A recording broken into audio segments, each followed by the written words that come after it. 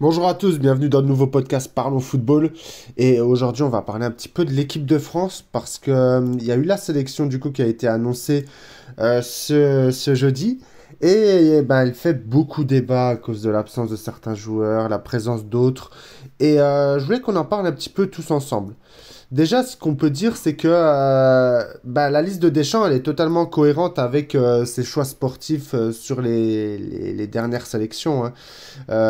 Voilà, on retrouve beaucoup de joueurs qu'on avait déjà vus avant. Le seul nouveau, il me semble, ça doit être Désiré Doué, qui mérite sa sélection pour le coup. Là, il n'y a pas vraiment de débat là-dessus. C'est un des meilleurs joueurs d'une des meilleures équipes au monde cette saison.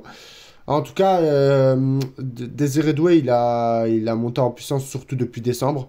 Donc, au vu de ce qu'il fait depuis décembre, c'est totalement mérité selon moi.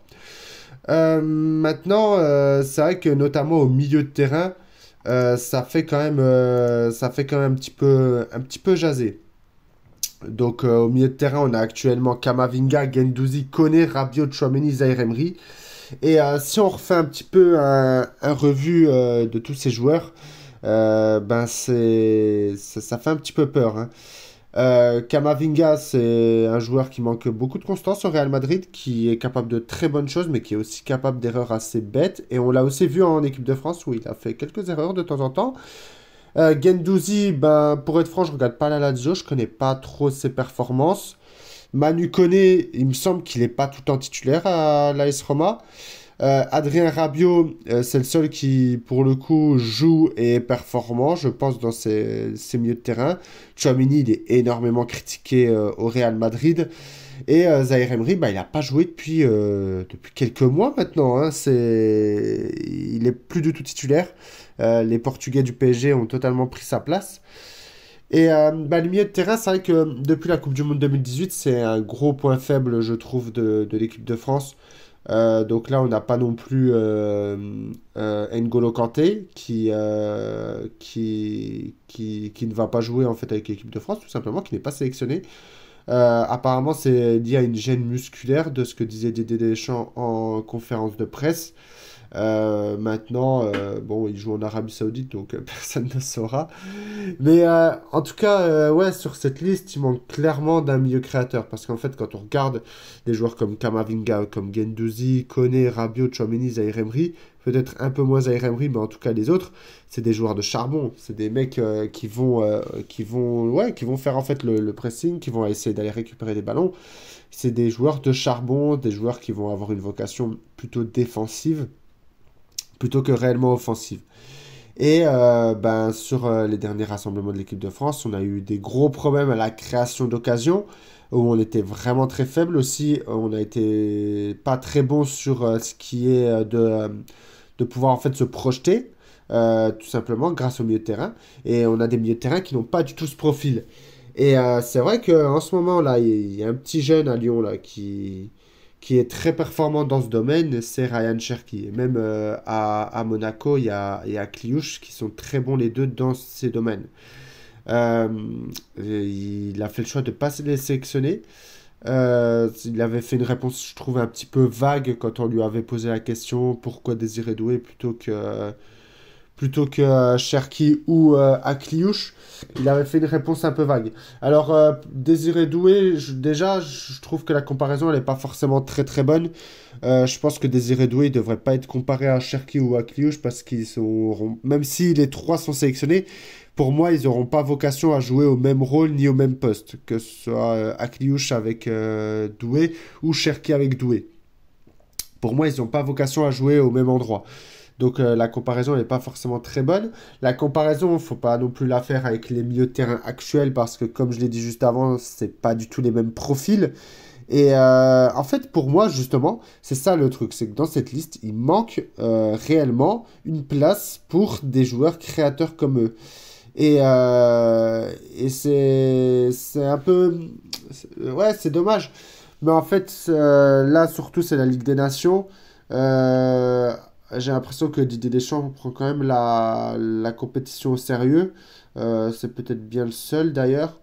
Mais en tout cas, il aurait fallu en fait un créateur parce que là contre la Croatie en plus la Croatie qui est aussi très forte pour justement ce qui est d'annihiler les attaques à la base des offensives et ben ça me fait vraiment peur de ne pas avoir un joueur qui est capable d'avoir une qualité technique pour éliminer dès le milieu de terrain parce que à moins qu'on demande à Dembélé ou à Mbappé de redescendre pour créer mais je pense pas que ce soit le bon choix.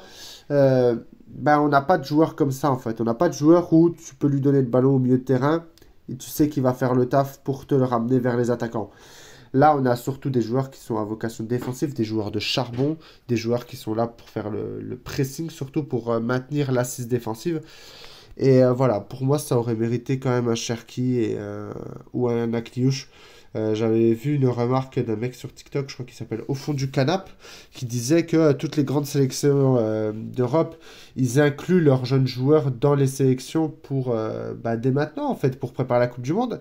Et bah, déjà, c'est quelque chose de réel parce que je pense que par exemple, Lamine Yamal, qui est très très jeune, bah, il a été incorporé très très vite à la sélection et il s'est très bien accommodé. Donc je pense que ce truc de oui, il faut faire attention avec les jeunes joueurs et tout, je suis pas forcément d'accord parce qu'on a beaucoup beaucoup de contre-exemples. Et là, franchement, Cherki, c'est très dangereux parce qu'il peut être aussi sélectionné avec l'Algérie, il peut être aussi sélectionné avec l'Italie apparemment, par un de ses grands-pères qui aurait une origine italienne. Donc, on n'est pas à l'abri en fait de même pas avoir Cherki de disponible pour les prochaines sélections. Et, franchement, si Cherki part ou Akliouche part aussi dans une autre sélection, on va se retrouver avec une équipe de France qui va être assez fade pendant un long moment parce que je vois pas d'autres jeunes joueurs actuellement qui ont ce profil de créateur de numéro 10 pur comme eux et qui peuvent permettre de faire le taf en fait. Donc ouais, je disais aussi que Désiré Doué, il ne devait pas être comparé à Cherki et à Kliouche. Aussi déjà de base parce que il va pas jouer au milieu de terrain, Désiré Doué. Je pense qu'il est voué à jouer sur un côté avec l'équipe de France. D'autre part, je pense qu'il ne va pas beaucoup jouer sur ce rassemblement. Généralement, il lance les jeunes sur des matchs amicaux sans réel enjeu. Là, bah, Didier Deschamps, il voit de l'enjeu dans la Ligue des Nations. Donc, je suis pas sûr qu'on verra beaucoup Désiré Doué. Et pour moi, l'attaque, ça devrait être Ousmane Dembélé, Olysée à droite et Mbappé à gauche. Mbappé à gauche, bah, Dembélé en pointe et Olysée à droite. Mais en tout cas, on verra pas beaucoup Désiré Doué. Et là aussi où je rejoins un autre mec que j'avais vu sur TikTok, là je sais tous les gars que je vois, c'est que de toute façon, en vrai, est-ce qu'il vaut mieux appeler Cherki et ne pas le faire jouer ou appeler Akliouche et ne pas le faire jouer presque plutôt de ne pas de ne pas l'appeler puis de le laisser de se reposer. Bah, je pense que la question elle est vite faite parce que je pense que là sur cette double confrontation on verra pas énormément de changements sur la composition. Je pense que Mike Maignan sera au cage, même si selon moi actuellement Lucas Chevalier c'est un des meilleurs gardiens au monde et il mériterait sa première sélection en équipe de France. Mais en tout cas Mike Maignan devrait être titulaire. En défense, on devrait avoir Théo Hernandez à gauche, Konaté, Saliba au milieu en défense centrale et à droite Koundé. Au milieu de terrain, on devrait avoir Rabiot, Chouameni et très certainement Kamavinga. Ou ouais, moi je verrais plutôt Kamavinga. Et en attaque, comme j'ai dit, Dembélé en pointe. Mbappé à gauche et Olysée à droite. Donc je pense que la composition elle va pas beaucoup bouger. Un joueur que moi j'aurais bien aimé voir dans cette compo et qui n'a même pas été sélectionné non plus, c'est Corentin Tolisso. Corentin Tolisso qui fait une excellente saison du côté de l'Olympique Lyonnais et qui, selon moi, mériterait quand même sa sélection parce que il a un profil qui est vraiment différent des milieux de terrain qu'on a actuellement. Et j'ai l'impression qu'il y a aussi cet équilibre voilà, qui ne veut pas être dérangé par Didier Deschamps. En tout cas, il ne se l'est jamais caché. Il met en place une sélection pour l'équilibre. Et je pense que c'est ça qui fait qu'on est limité sur les derniers tournois. Certes, on a fait finale de Coupe du Monde, mais est-ce que la finale a été vraiment méritée? Ça, je sais pas. Mais en tout cas, je pense que cette recherche de l'équilibre, c'est ce qui va nous mener à notre perte et c'est ce qui nous mène actuellement à des échecs un petit peu sportifs. Donc voilà, concernant la Ligue des Nations, je regardais les matchs parce que c'est l'équipe de France. Maintenant, l'intérêt que j'ai pour la Ligue des Nations, perso, il est assez faible. Et surtout que là, par exemple, sur cette sélection, il y a peu de joueurs qui me font vraiment très envie de regarder, en tout cas notamment au milieu de terrain. Et je trouve ça un petit peu dommage de ne pas avoir d'autres joueurs, en fait, d'autres profils un petit peu aussi pour venir concurrencer. Parce que c'est ce qui fait aussi qu'un joueur progresse, c'est la concurrence. Et là, ben, ils sont tous sur un nuage. Après, intrinsèquement, c'est tous des très bons joueurs, hein. C'est pas ça qu'on dit. Ce qu'on dit, c'est qu'il manque une variété au niveau des profils, en fait. Et voilà. Parce que par exemple, que ce soit en attaque, Thuram ne sera pas là parce qu'il est blessé. Et il est rapatrié par l'Inter Milan. Mais sinon, que ce soit en attaque ou en défense, il y a très peu de choses à dire, hein. C'est les joueurs qu'il faut voir et c'est les joueurs qu'il faut avoir en fait dans cette compo. Mais c'est le milieu de terrain. Et pour moi, le milieu de terrain, il doit être un petit peu bousculé parce qu'il n'a pas été performant sur les derniers rassemblements. Il y a beaucoup de joueurs qui sont plus ou moins en difficulté. Et en tout cas, voilà, mais comme Zaïre Emery, il doit pas être sélectionné en équipe de France actuellement. Il n'a pas joué depuis extrêmement longtemps. Je vais essayer de vous retrouver la date de sa... Comment? De la dernière fois où il a joué. Mais pour moi, il doit absolument pas être sur cette liste. Il doit au moins retrouver de la continuité avec le PSG. Et je trouve aussi que le PSG, c'est une grosse erreur de laisser partir Zaïre Emery en sélection, sachant que le collègue, il a actuellement, il est en danger au niveau de la concurrence au PSG. Et en plus, bah, il n'arrive pas à enchaîner les matchs.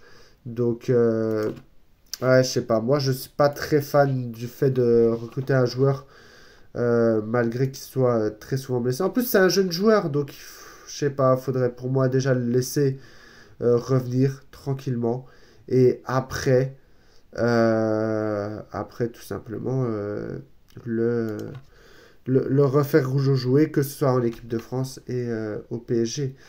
Il a eu une blessure de 27 jours, il a manqué 8 matchs.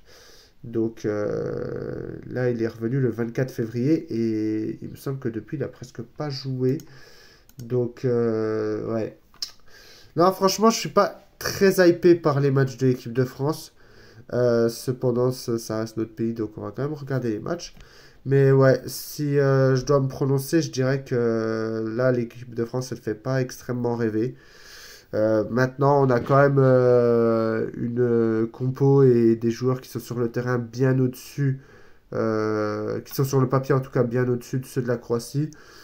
Pour moi, sur le papier, et dans la logique des choses, on devrait gagner les matchs.